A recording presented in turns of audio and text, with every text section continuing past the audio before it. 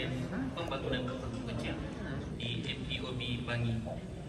Pada petang ini saya akan tentang atas kerja saya yang bertajuk Kejayaan Koperasi Penanam Sawit Mampan bersama Pembangkit Kecil Sawit.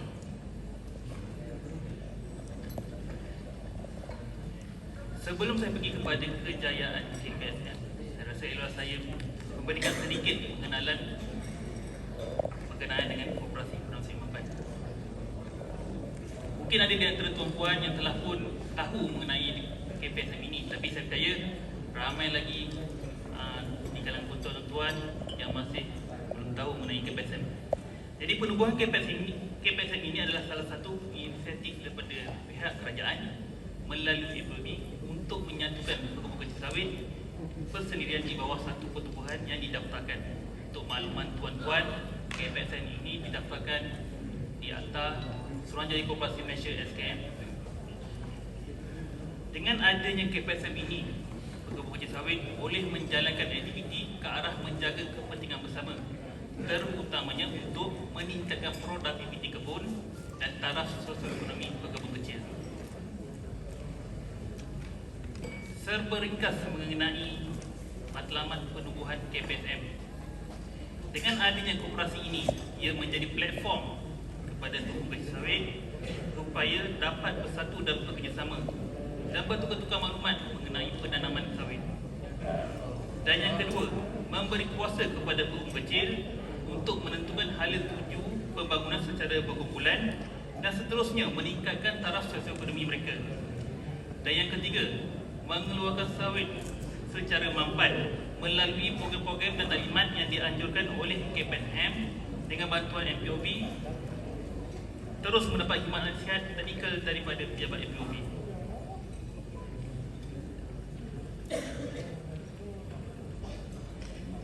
Ini adalah infrastruktur atau kemudahan yang diperuntukkan oleh kerajaan kepada setiap KPSM yang telah ditubuhkan. Jadi setiap KPSM akan dibekalkan dengan satu pusat perniagaan, iaitu pusat belia BTS ataupun pusat timang sawit. Setiap KPSM juga akan menerima seorang pengurus yang dibiayai sepenuhnya oleh MPOB untuk menjalankan segala aktiviti pentadbiran dan perniagaan KPSM. Selain daripada itu juga, setiap KPSM akan dibantu dengan disediakan dana kewangan sebanyak RM200,000 melalui skim pembiayaan mudah tanpa faedah daripada MPOB terus kepada KPSM. Kerajaan juga telah meluluskan geran padanan atau matching grant kepada semua KPSM yang ditubuhkan untuk pembelian jentera sebanyak RM290,000, atau di mana 75% daripada nilai jentera akan dibiayai oleh pihak kerajaan dan selebihnya baki 25% akan ditanggung oleh pihak KPSM. Penubuhan KPSM ini juga banyak dibantu sebenarnya oleh pihak Suruhanjaya Koperasi Malaysia SKM yang memberikan pelbagai jenis bantuan, tabung modal pusingan, bantuan pembangunan dan lain-lain bantuan kepada koperasi. Untuk makluman tuan-puan, KPSM telah mula ditubuhkan pada tahun 2010 dengan sasaran awal penubuhan sebanyak 65 KPSM. Walau bagaimanapun, sehingga kini 69 KPSM telah berjaya ditubuhkan di seluruh negara, iaitu 24 KPSM telah berjaya ditubuhkan di Semenanjung Malaysia, 27 KPSM telah ditubuhkan di negeri Sabah, dan 18 KPSM telah ditubuhkan di negeri Sarawak. Pihak MPOB telah menerima permintaan yang sangat menggalakkan daripada pekebun kecil untuk membuka KPSM di kawasan mereka. Walau bagaimanapun, penubuhan KPSM ini adalah tertakluk kepada peruntukan yang disediakan oleh pihak kerajaan.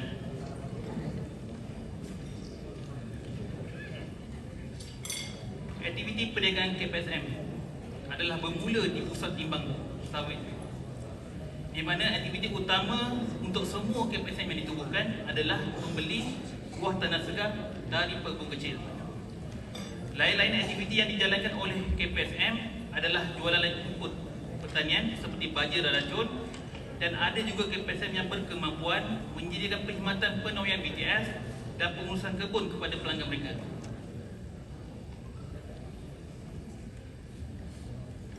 Melalui perubahan KPSM ini juga banyak faedah yang boleh diterima oleh pekebun kecil sawit.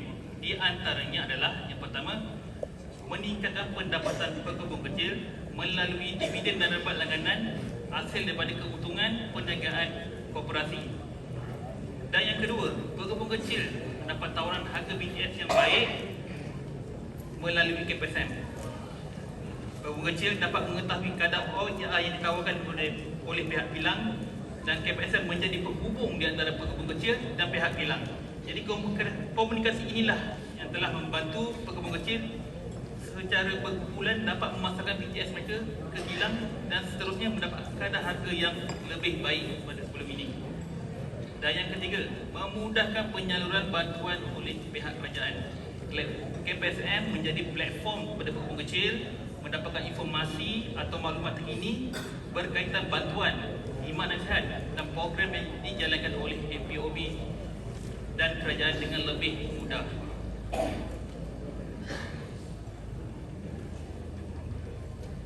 Seterusnya kita pergi ke kejayaan KPSM yang pertama, iaitu dalam urus niaga BTS pekebun kecil sawit. Pelaksanaan urus niaga BTS melalui KPSM telah memberikan kesan yang positif kepada pendapatan pekebun kecil.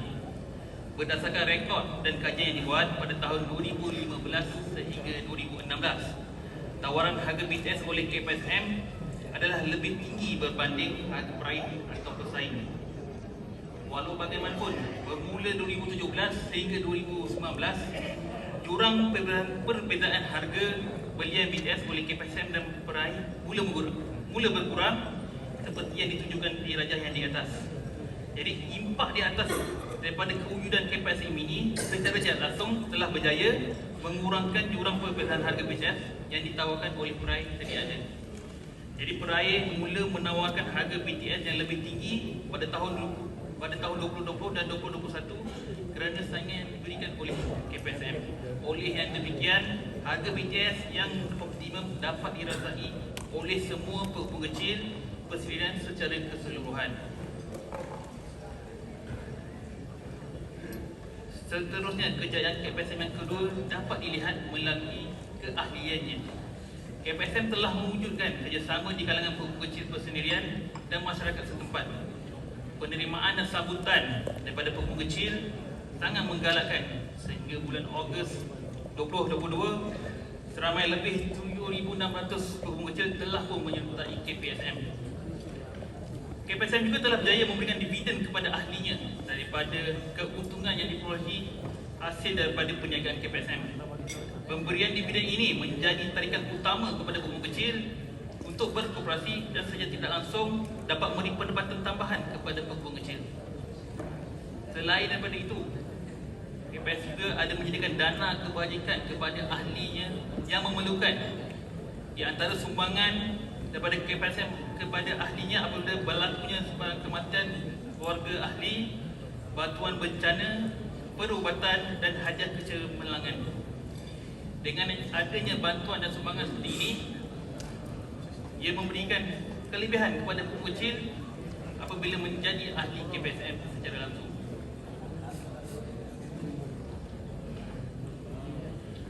Berikut adalah gambar-gambar program KPSM dalam pemberian dan sumbangan kepada ahli-ahli KPSM. Jadi kalau tuan-tuan dapat lihat, banyak kelebihan yang pekebun kecil boleh terima atau perolehi apabila menjadi ahli KPSM. Seterusnya kita pergi kepada kejayaan KPSM ketiga, iaitu kesan kepada industri.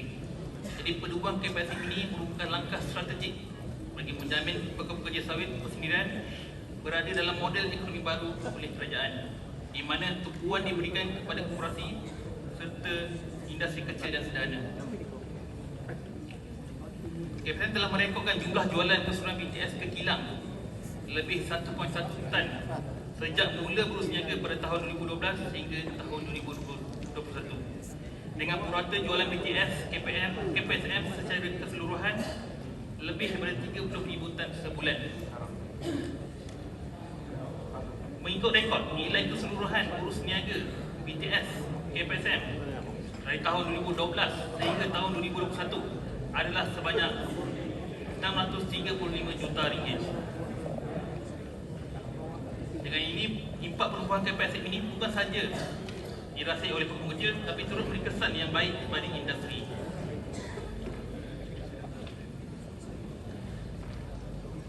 Seterusnya, kejayaan keempat oleh KPSM.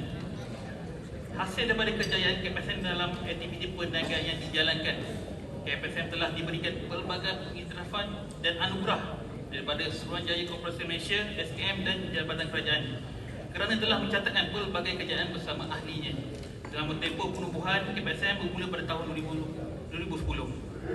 Walau bagaimanapun, bukanlah sesuatu yang mudah untuk sebuah KPSM untuk mencapai kejayaan seperti ini. Berbagai cabaran telah ditempuhi oleh KPSM sebelum dapat mencapai kejayaan ini. Saya juga ingin mengambil peluang ini untuk mengucapkan tahniah kepada KPSM Meradong Sedikit, KPSM Keingau dan KPSM Bera kerana telah dianugerahkan KPSM terbaik mengikut Zun pada persidangan pada tahun ini.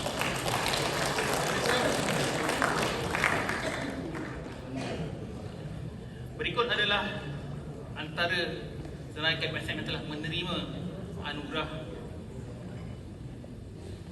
Pengiktirafan ini adalah sebagai salah satu pemangkin kepada KPSM yang lain bersama pebulu-pebulu kecil untuk terus berusaha dan maju pada masa hadapan supaya menjadi platform dan organisasi yang lebih tersusun serta disegani pada masa hadapan.